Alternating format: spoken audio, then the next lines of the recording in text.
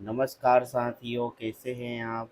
आज मैं आपके सामने राजनीति विज्ञान का पेपर का सॉल्यूशन लेकर आया हूं। आपका पेपर 25 तारीख के दिन है, राजस्थान बोर्ड का।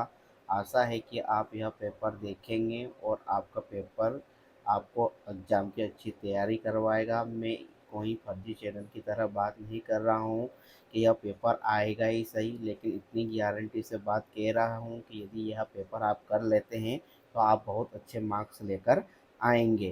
क्योंकि मैं फर्जी बातें नहीं करता हूँ। यह पेपर आपकी एग्ज़ाम की प्रिपरेशन के लिए बहुत ही अच्छी भूमिका निभाएगा। आप यह पेपर देखें और इसका सॉल्यूशन देखें और इन क्वेश्चनों को करें। यह क्वेश्चन आपको एग्ज़ाम में टकराएंगे। तो पहला क्वेश्चन है, आपको दिख रहा होगा, वार्षिक परीक्षा राजनीति विज्ञान, 3.25 घंटे का टाइम रहेगा आपका, 100 नंबर का पूर्णांक रहेगा। अब आते हैं हम वस्तुनिष्ठ प्रश्न। तो भारतीय संविधान सभा की प्रारूप समिति के अध्यक्ष कौन थे। तो भारतीय संविधान सभा की प्रारूप समिति के अध्यक्ष थे डॉक्टर भीमराव अंबेडकर। वाला आंसर आपका फाइनल है। वे कौन से अधिकार है जिनका हनन होने पर व्यक्ति न्यायपालिका की शरण में ले सकता है। तो आपका आएगा कानूनी अधिकार है। फिर है नेक्स्ट वाला क्वेश्चन, भारतीय संविधान का कौन सा अनुच्छेद संवैधानिक उपचारों और अधिकारों से संबंधित है। तो अनुच्छेद 32 उससे संबंधित है। फिर नेक्स्ट क्वेश्चन है, राष्ट्रपति द्वारा नियुक्त मुख्य चुनाव आयुक्त का कार्यकाल कितने वर्ष का होता है। तो यह होता है 6 वर्ष का। नेक्स्ट क्वेश्चन है, सामूहिक रूप से मंत्रिपरिषद किसके प्रति उत्तरदायी होती है। तो मंत्रिपरिषद किसके प्रति उत्तरदायी होती है। तो लोकसभा के प्रति उत्तरदायी होती है। संसद द्वारा कार्यपालिका को उत्तरदायी बनाने का सबसे सशक्त माध्यम है। तो अविश्वास प्रस्ताव। अविश्वास प्रस्ताव लाके हम किसी भी सदन को गिरा सकते हैं, किसी भी सरकार को। सरकार का वह अंग जो कानूनों की व्याख्या करता है क्या कहलाता है। कार्यपालिका। क्या कहलाता है। कार्यपालिका। आएगा आपका आंसर। फिर नेक्स्ट क्वेश्चन अब आते हैं, हम अभी तक 7 क्वेश्चन देखे, 8वां क्वेश्चन हम देखने जा रहे हैं आपको। तो 8वां क्वेश्चन है, निम्न में से राष्ट्रीय महत्व का विषय जो संघ सूची में शामिल है। तो यह आपका आएगा अ वाला, प्रतिरक्षा। ठीक। सरकार का वह अंग जो कानूनों की व्याख्या कहलाता है। तो न्यायपालिका आएगा, सॉरी, इसमें आंसर आपका आएगा न्यायपालिका। निम्न में से राष्ट्रीय महत्व का विषय जो संघ सूची में शामिल है। तो आपका आएगा प्रतिरक्षा। अब आते हैं हम 9वें क्वेश्चन पर। 9वां क्वेश्चन है हमारा सामने, देखते हैं हम। तो 9वां क्वेश्चन है, ग्राम पंचायत का मुखिया कौन होता है। बहुत सरल क्वेश्चन, ग्राम पंचायत का मुखिया कौन होता है। सरपंच होता है। भारतीय संविधान का एक जीवन दस्तावेज कहा जाता है, क्योंकि क्यों कहा जाता है कि भारतीय संविधान संशोधनीय है, भारतीय संविधान गतिशील है या उपयुक्त सभी। तो यहाँ पर आएगा समय परिवर्तनशील है, भारतीय संविधान गतिशील है। ये आपका आंसर आएगा। भारतीय संविधान की प्रस्तावना में किस प्रकार के न्याय की बात की गई है। सामाजिक, आर्थिक, राजनीतिक और उपयुक्त सभी। तो इसमें आपका आएगा उपयुक्त सभी। हिंद स्वराज किसकी कृति है। तो हिंद स्वराज किसकी कृति है। तो महात्मा गांधी की कृति है। जन्मजात विशिष्टताओं और योग्यता का परिणाम होती है। तो क्या होगा इसका आंसर। इसका आंसर अभी तक कंफर्म नहीं है, लेकिन मेरे हिसाब से तो आना चाहिए यहाँ पर सामाजिक असमानता या वंशानुगत होना चाहिए। तो ऑप्शन नहीं है। धर्मनिरपेक्षता का मतलब सभी धर्मों को राज्य द्वारा समान संरक्षण है, यह विचार दिया था। तो किसने दिया था विचार। महात्मा गांधी ने।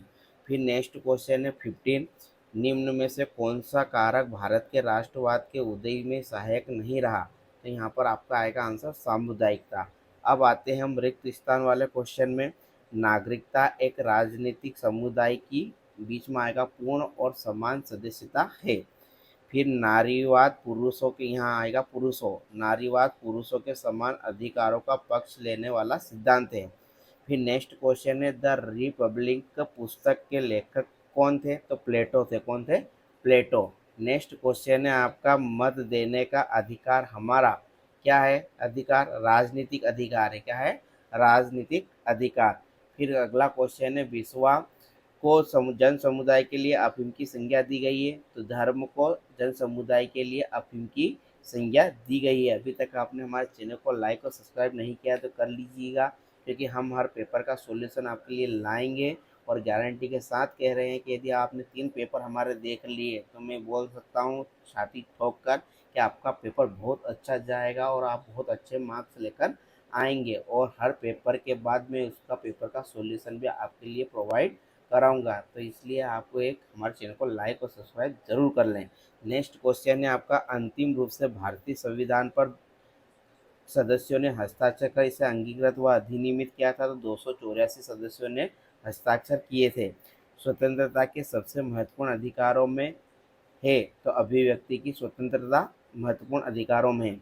कार्यपालिका सरकार का वह अंग है जो द्वारा स्वीकृत नीतियों और कानूनों को लागू करने के लिए जिम्मेदार है। तो यहाँ पर आएगा विधान पालिका। क्या आएगा? विधान पालिका। नेक्स्ट वाला क्वेश्चन है, गांव और जिला स्तर के शासन को क्या कहते हैं? तो स्थानीय स्वशासन कहते हैं। नेक्स्ट क्वेश्चन है आपका 25वां, भारतीय संविधान के अनुच्छेद 368 के अंतर्गत भारतीय संविधान संशोधन प्रक्रिया वर्णित है। कौन सा संशोधन के अंतर्गत? 368 के अंतर्गत, अनुच्छेद 368 के अंदर हम भारतीय संविधान में संशोधन की प्रक्रिया का वर्णन है। इस तरह से हमने 25 क्वेश्चन ऑब्जेक्टिव वाले कोट लिए हैं, 15 वस्तुनिष्ठ और 10 आपके थे अब रिक्त स्थान। अब आते हैं हम एक एक नंबर वाले क्वेश्चन और दो दो नंबर वाले क्वेश्चन पर, तो बने रहिए। अब आते हैं हम नेक्स्ट क्वेश्चन पर।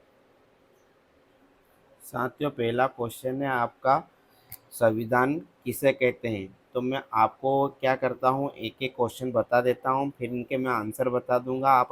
आप आंसर की फ़ोटो खींच लेना ताकि वीडियो बड़ा ना हो। तो मैं आपको पूरे क्वेश्चन बता देता हूँ, उसके बाद आपको आंसर बता दूंगा। उन आंसर का आप फ़ोटो क्लिक कर लेना और अपने को पास रख लेना और याद कर लेना। तो संविधान किसे कहते हैं? तो ये एक वाक्य का है। फिर भारतीय संविधान के किस भाग में मौलिक अधिकारों का उल्लेख है? तो भाग 3 में उल्लेख है। किसमें है? भाग 3 में। ये तो छोटा ही है। संविधान किसे कहते हैं? तो संविधान किसी देश या संगठन के मूलभूत कानूनों और सिद्धांतों का एक लिखित या अलिखित समूह होता है जो सरकार की संरचना, शक्तियों और नागरिकों के अधिकारों को परिभाषित करता है। First past the post system प्रणाली का अर्थ क्या है? 29वां क्वेश्चन है, कार्यपालिका का प्रमुख कार्य बताइए। धन विधेयक संसद के किस सदन में पहले प्रस्तुत किया गया है? राष्ट्रपति द्वारा राज्यसभा में मनोनीत सदस्यों की संख्या कितनी है? भारत में न्यायिक सक्रियता का मुख्य साधन क्या है? संघ सूची के किन्हीं 4 विषयों का उल्लेख कीजिए। ठीक, अब इनके मैं आंसर बता देता हूँ आपको। तो आपका आंसर है, यह देखिएगा आप, तो आपको आंसर दिख रहा होगा, संविधान किसे कहते हैं, ये आंसर आप देख लीजिए। फिर भारतीय संविधान के किस भाग में मौलिक अधिकारों का उल्लेख है, यह दिख रहा होगा। 27वां क्वेश्चन। 28वां क्वेश्चन है, first past the post system प्रणाली का अर्थ क्या है? तो यह भी आप स्क्रीनशॉट ले लीजिएगा इसका। फिर कार्यपालिका का प्रमुख कार्य क्या है? धन विधेयक संसद के किस सदन में पहले प्रस्तुत किया जाता है? धन विधेयक संसद के लोकसभा में पहले प्रस्तुत किया जाता है। राष्ट्रपति द्वारा राज्यसभा में मनोनीत सदस्यों की संख्या कितनी होती है?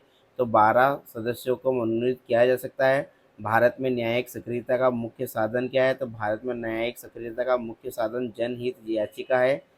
ठीक, फिर संघ सूची के किन्हीं 4 विषयों का उल्लेख कीजिए। तो संघ सूची के 4 विषय ही है, रक्षा, विदेशी मामले, रेलवे, मुद्रा और बैंकिंग। फिर 35वां क्वेश्चन है आपका, 34वां क्वेश्चन है, पंचायती राज व्यवस्था में महिलाओं को कितने प्रतिशत आरक्षण प्रदान किया गया है? तो पंचायती राज संस्थाओं में 1/3 मतलब कि 33% आरक्षण प्रदान किया गया है। भारतीय संविधान के दर्शन के मुख्य तत्व कौन से हैं? तो भारतीय संविधान के दर्शन के मुख्य तत्व आपको दिख रहे होंगे, संप्रभुता, समाजवाद, धर्मनिरपेक्षता, लोकतांत्रिक गणराज्य, न्याय, स्वतंत्रता, समानता, बंधुत्व। हो सकता है कि आपको मेरी स्पीड फास्ट लगे, तो इसलिए आप इनके स्क्रीनशॉट ले लेना। ये सभी क्वेश्चन के मैंने आंसर निकाल दिए हैं, आप केवल इनको स्क्रीनशॉट लेकर याद कर लेना। गारंटी के साथ कह रहा हूँ कि आपको एक पेपर बहुत अच्छा जाएगा। मानव अधिकारों की सार्वभौमिक घोषणा संयुक्त राष्ट्र द्वारा कब की गई? तो 10 दिसंबर 1948 को की गई। फिर नेक्स्ट है आपका, ग्राम सभा किसे कहते हैं? तो ग्राम सभा गांव स्तर पर सभी वयस्क मतदाताओं की एक सभा होती है जो गांव के विकास और शासन संबंधी मामलों पर विचार करती है। फिर 38वां, राजनीति में हमें हमेशा जड़ और रोकड़ जबड़ खानदान ढूंढना है, यह प्रसिद्ध कथन किस विचारक का है? तो यह प्रसिद्ध कथन अज्ञात है, मुझे इस विचारक के बारे में कोई जानकारी नहीं मिल पा रही है। अल्पसंख्यक से क्या अभिप्राय है? तो अल्पसंख्यक उन लोगों के समूह को कहते हैं जिनकी संख्या किसी क्षेत्र या देश की कुल जनसंख्या के मुकाबले कम होती है, जिनकी अपनी विशिष्ट भाषा, धर्म, संस्कृति या जातीय पहचान हो सकती है। कठोर संविधान किसे कहते हैं? इसका आंसर लिखा हुआ है। फिर 41वां क्वेश्चन है, संविधान की आवश्यकता को स्पष्ट कीजिए। तो यह आप स्क्रीनशॉट ले लेना। फिर है 42वां, भारत में चुनाव सुधार हेतु कोई दो सुझाव लिखिए।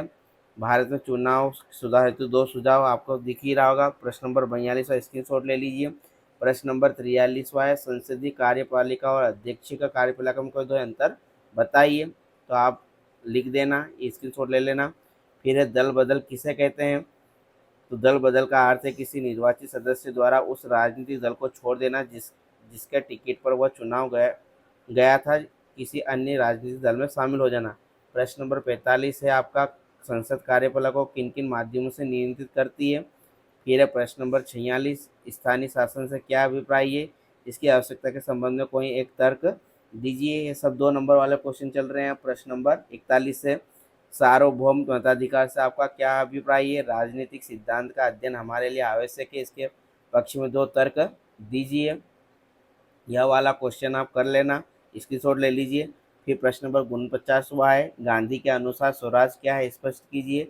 फिर प्रश्न नंबर 50 है आपका, सरकार द्वारा समानता स्थापित करने के लिए क्या प्रयास किए जा सकते हैं? फिर प्रश्न नंबर 51 है, सामाजिक न्याय से क्या अभिप्राय है? इसका भी स्क्रीनशॉट ले लीजिए। प्रश्न नंबर 52 है, नागरिकता से क्या अभिप्राय है? प्रश्न नंबर 23 है आपका, 53 सॉरी, धर्मनिरपेक्षता के रूप में कौन कौन, 2 रूप कौन कौन से है? लिखिए। फिर है प्रश्न नंबर आपका 54, मानवाधिकार से क्या अभिप्राय है? इसका आंसर आप स्क्रीनशॉट ले लेना। तो इस तरह से हमने प्रश्न नंबर 54 तक आपको क्वेश्चन बताए और उनका आंसर बताए। अब हम आते हैं दीर्घ क्वेश्चन पर। तो दीर्घ क्वेश्चन आपका है 55 से 56 से स्टार्ट होगा और 62 तक जाएगा। रुकिए 1 मिनट में आपको लिए दीर्घ क्वेश्चन बताता हूँ। प्रश्न नंबर 55 है, एक संस्कृति एक राज्य की मांग का क्या सही है? फिर आपके लिए दीर्घ लघुत्तरी प्रश्न है 56, 57, 58, 59, देख लीजिए। फिर है आपका निबंधात्मक प्रश्न, प्रश्न नंबर 60, 61 और 62। अब इनके मैं सॉल्यूशन सहित आपको बता रहा हूँ आंसर, तो वो देख लीजिएगा आप।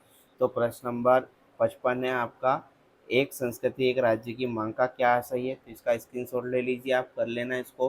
प्रश्न नंबर 56 है आपका, मौलिक अधिकार अत्यंत महत्वपूर्ण है, स्पष्ट कीजिए। फिर है आपका प्रश्न नंबर 57, भारतीय संविधान एक जीवित दस्तावेज है, कैसे? स्पष्ट कीजिए, आपको कर लेना है इसको। फिर 58 है, विशेष जरूरत का विशेष ख्याल सिद्धांत को स्पष्ट कीजिए, दिख गया होगा आपको। फिर प्रश्न नंबर 59 है, लोकतांत्रिक देश में कौन कौन से राजनीतिक अधिकारों को प्रदान किए गए हैं? यह वाला क्वेश्चन है। फिर प्रश्न नंबर 60 निबंधात्मक है, धर्मनिरपेक्ष राज्य से आप क्या समझते हैं? धर्मनिरपेक्ष स्थापना के अनुसार शर्तें क्या है? तो ये आपका पूरा दिख रहा होगा, धर्मनिरपेक्ष की स्थापना अनिवार्य शर्तें। फिर इसका अथवा वाला आपके लिए है, ठीक, ये वाला। फिर प्रश्न नंबर 61 है, अधिकार से क्या सही है अभिप्राय है?